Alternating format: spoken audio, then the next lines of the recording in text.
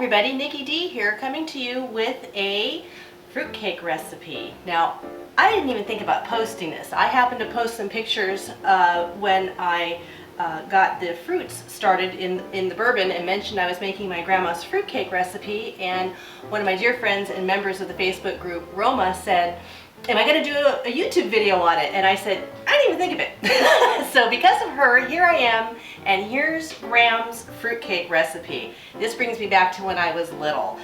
She would give me a giant bowl, a big old wooden spoon, and we would be in there stirring this recipe up back in the day by hand. And she had a couple tricks up her sleeve at the end that I'm going to share with you. Now, before you roll your eyes and say, fruitcake, ugh, I don't disagree. I've had other fruitcakes. Terrible. Just not good. But bear with me, because this fruitcake is really delicious, really moist, extremely flavorful, and I think you're going to like it. If you like bourbon, stick with me. So where you want to start is with the holiday candied fruits. Now, there's all different kinds, and I couldn't remember what my grandmother used. I picked up two. The one I went with was this Old English fruit and peel mix, because that seemed familiar to me. You can also get one that just says extra fancy fruitcake mix. That's fine too. As long as it's 2 cups of candied fruit, you're good. You also want 2 cups of golden raisins. Now, fear not, the recipe is going to be on the blog where you can print it out. So if I go too fast or you miss something, there'll be a link down below to the blog where you can go and grab the recipe and see some extra pictures too.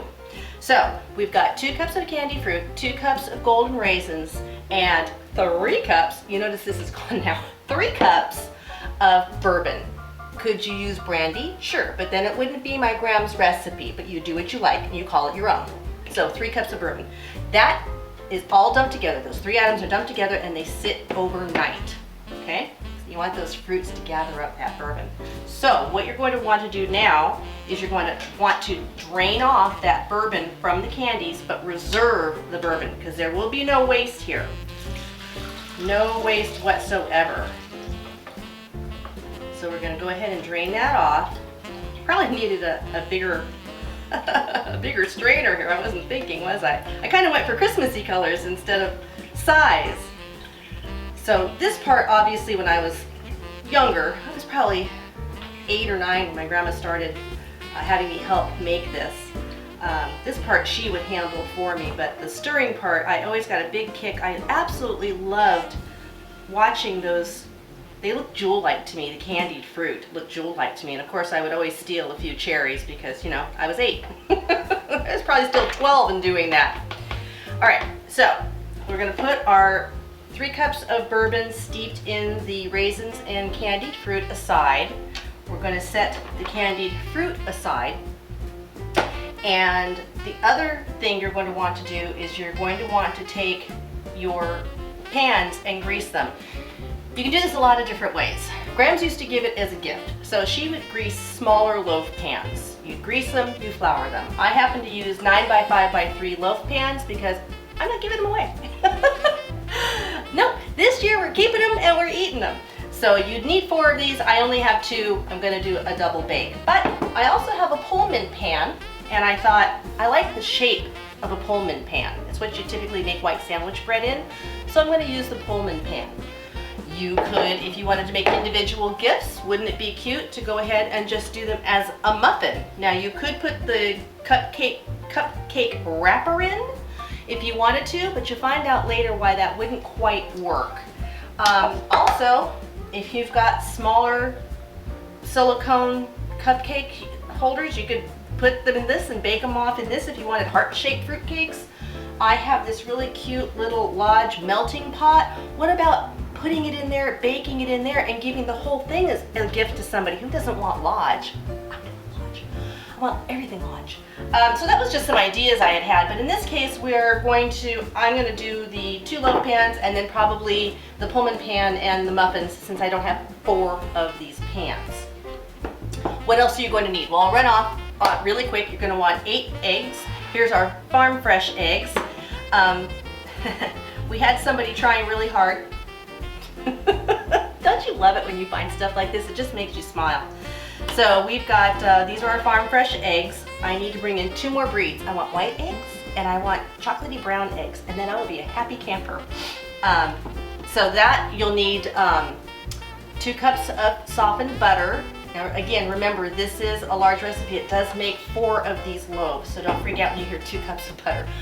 2 cups of regular sugar, 2 cups of brown sugar, 5 cups of flour, 1.5 teaspoons of baking powder, 1 teaspoon of salt, 2 teaspoons of nutmeg, and 4 cups of pecans or whatever nut floats your boat. It doesn't matter. So we already talked about pouring the bourbon into the fruits, letting it sit overnight, pouring it off. We just did that. We greased our pans. Now we're going to turn our oven on to 275. You want to separate your eggs. I've already done this. I separated the 8 eggs, yolks and whites, right here, yolks and whites. And what I'm going to do off camera is I'm going to go ahead and beat the egg whites. You want them to be stiff, not dry. What does that mean?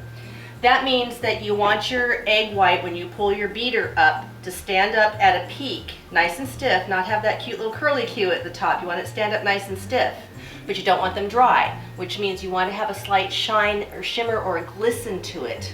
There are times when you need stiff and dry, which would mean that glisten would be gone and it would just look white. So I'm going to go ahead and take care of that right now so you don't have to listen to the mixer whirring, and then we're going to come back and start to put everything together. See you in a minute.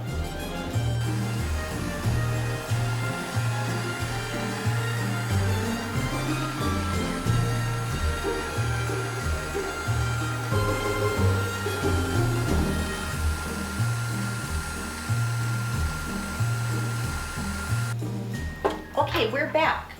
Here are the egg whites. See? Nice stiff peak, nothing's bending, still kind of glistening. It still looks like it's a little wet, I guess would be the word for it, not super dry. So that's how you want your egg whites. Next, we're going to cream together those 2 cups of butter. Oh, I want to tell you, in the egg whites, I always add a pinch of cream of tartar. It's just something my grandma taught me, so I do that. You don't have to, but I just take a pinch and throw it in when I'm mixing them. Okay, so back to the creaming of the butter and the rest of the ingredients. So you're going to want to cream those 2 cups of butter. I like to cut mine into cubes. I just feel it makes life a little bit easier. Also, when I was a kid, my grandma would do this because she did a lot of cooking with butter. She was French, and butter was choice 1 besides wine in cooking. I used to take the butter wrappers and lick them. Anybody else do that? So we're going to cream together the butter here. I'm going to go ahead and get that started. Sorry for the sound. And this is when you want to go ahead and add in your sugars. So we've got both the white sugar. Let me get a spoon here. The white sugar and the brown sugar that are going to go in along with the butter. And I suppose you could put your pouring shield on here if you wanted to. I just didn't. This is a new mixer to me. I have a 5-quart, not the lift mixer. And a couple of years ago, Mr. Blue Jeans surprised me with this, and I literally took it out of the box today. It has been in storage the whole time, and this is the first time I'm using it. I'm in love. I'll definitely be doing my breads in this mixer, and my probably smaller baking in the other one I could use too, for sure, especially around the holidays like this. All right, so I'm just going to keep putting this sugar in as we cream the butter together.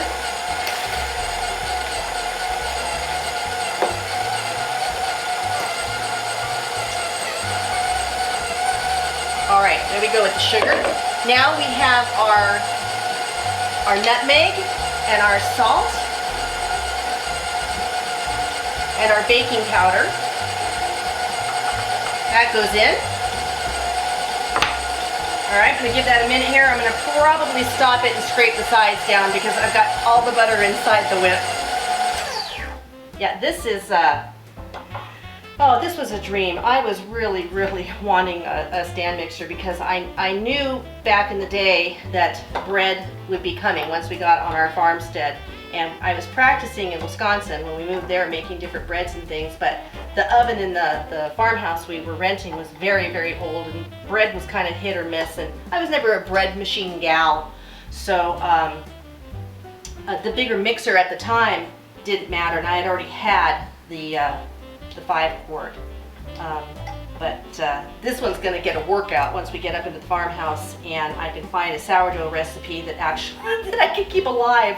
I don't know how our animals do it. They're alive, but I got to tell you, me and sourdough, I kill it every time. All right, so I'm going to scrape the sides down here. Give it another run so we can add the rest of the ingredients.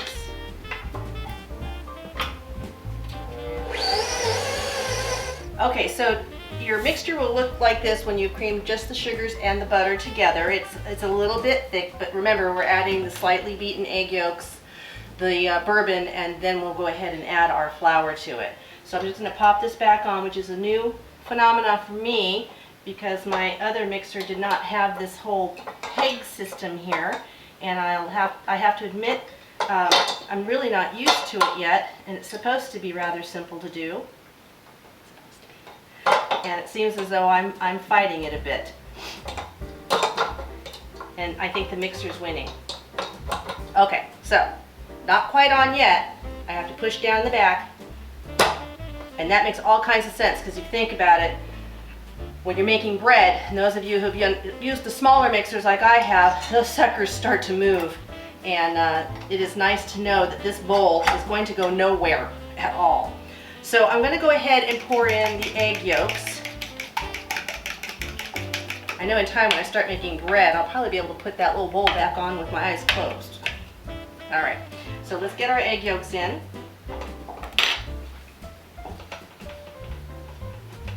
And that's all 8. We separated 8. We used the 8 whites and the 8 yolks here. Okay. And the bourbon that was reserved from the candies, so it also has some of that interesting taste. That's kind of why I like using the one with the peels in it. I like that extra zip of citrus coming from the peel. All right, I'm going to pull this back up and give it a whir, get it all mixed in. Slowly.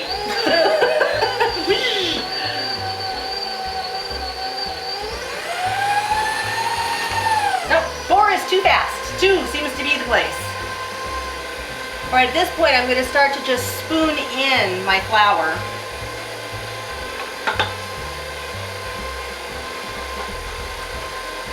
And it's coming together like any other cake or like a coffee cake or something.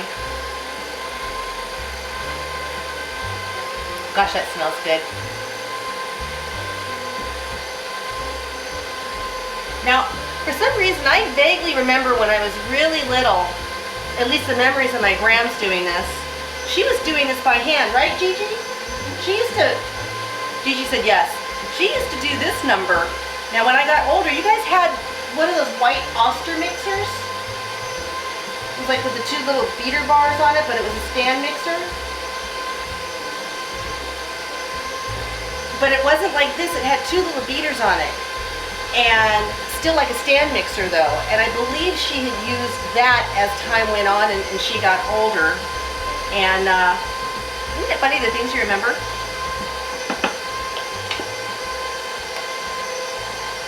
So we're going to finish putting in the rest of this flour. Going to let it do the last bit of a mix, then I'm going to drop the bowl, scrape the sides, and we'll go ahead and fold in the egg whites. All right. Put this puppy down, take the whip off. Apparently I have off mastered. I just have to work on the back on program. All right, so I'm going to scrape all of this off. And yes, you will see me use my hands. Now that we have running water on the farm, it's much easier to do recipes where you can get your fingers into it and get cleaned off instead of using the water jugs that we've used for 3 years as our water supply. So I'm going to probably get my fingers in here and get the last bit of goodness off of here, because if you'll notice in any of my videos, I am usually scraping the pan until part of the pan's coming off. I just don't like to leave anything behind. Okay, so there's that. Ooh. A little messy, but there we are. All right. So now you can see we've got a nice thick mixture here that smells heavenly. We're going to fold in. I know you've heard this before. If you aren't familiar with folding, I'll show you what my grandma taught me. You put a little in at a time. You take your batter and you fold it over. And you fold it over. What you're trying to do is all that work that you went to make these egg whites stiff and stand up like that, because it's a tricky process. The eggs can be finicky sometimes. If you just have the littlest impurity in your mixing bowl, you are not going to get your eggs to lift. You don't want a drop of water. You don't want water on your hands. You don't want a piece of something in there. I mean, you want to have the cleanest bowl possible to be able to make your egg whites. So after you've gone through that hassle, you certainly don't want to put them in here and start, whipping them around. It's not the point of the egg whites. It's to keep this, what is a dense cake, somewhat fluffy. So we're just going to continue to fold this. Now after this part is where, when I was young, my grandma used to give me the nuts and the candied fruits, and I got to mix them in. And then I got to pour them into the cake pans or little loaf tins that she used to make. So like I said, you want to be somewhat delicate with that process. And we're almost here at the end. And you can see the color of the mix has changed a bit. And what you probably can't tell is it has definitely lightened up. It's not as thick as it was. It is a thick batter, but not as tight together, I guess would be the word, because that egg white is getting in there and giving it a nice little foof. All right, so now we put in our candies.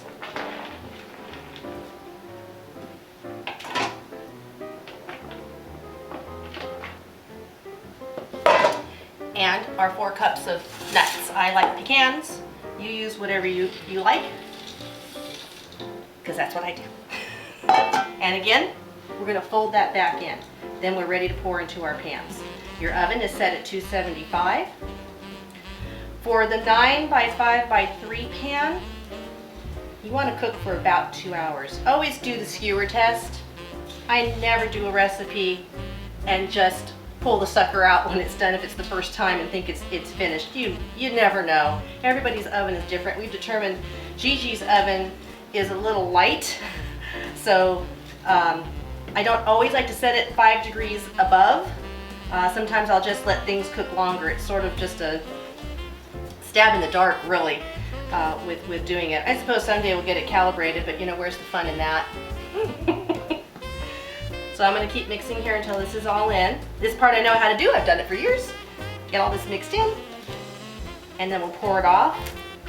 And when we're done with that, we'll come back and I'll show you the thing that sets my grandma's recipe apart from all those other recipes. Why I think you're going to like this one. So we'll be right back.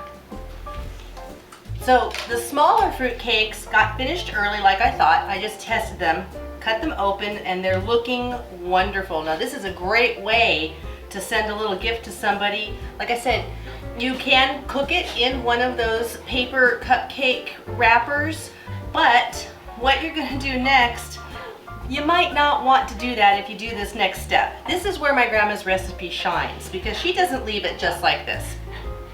She puts, I know you see this over here, she puts some holes in it, and then, Ruger is excited too. Or is that Max? That's Max. Put some holes in it, and then you pour a little bit of bourbon over it. Now this needs to sit for 2 or 3 weeks. I remember Graham's, well, she did a lot of bourbon. I remember there were a lot of pours. Maybe once a day, I'm not sure. Certainly you don't want it to turn back into the dough that it was, so you have to go careful. But I don't quite recall how often she did it. I suppose it depended on how naughty or nice her certain friends that she gifted these to were. But you just want to pop some holes in it, and then you go ahead and you just pour a little bit of that deliciousness over it. Put it in Tupperware. Put your lid back on it. and let it sit and soak up that sunshine. I'm just gonna let this sit. I'll check on it again tomorrow. And for the next 2 to 3 weeks, you just kind of want to come back, see how they look, see how they smell, and pour that bit of bourbon over it if you choose to. If not, you could eat it just like this because it tastes amazing. My bigger ones are still in the oven, but Mr. Blue Jeans barbecued tonight and it smells so good. I need to get to dinner. I'm starving. But I hope you guys like my grandma's fruitcake recipe. I don't want to talk with my mouth full, but I'm ready to dig in. Before you serve this, just let your friends and family know it's probably best to pop it in the oven and warm it up a little bit. Just bake it really lightly in the oven or toaster oven to give it a warm up. Max cannot wait. I'm telling you, he is a fruitcake lover. So I hope you guys enjoyed my little fruitcake recipe here.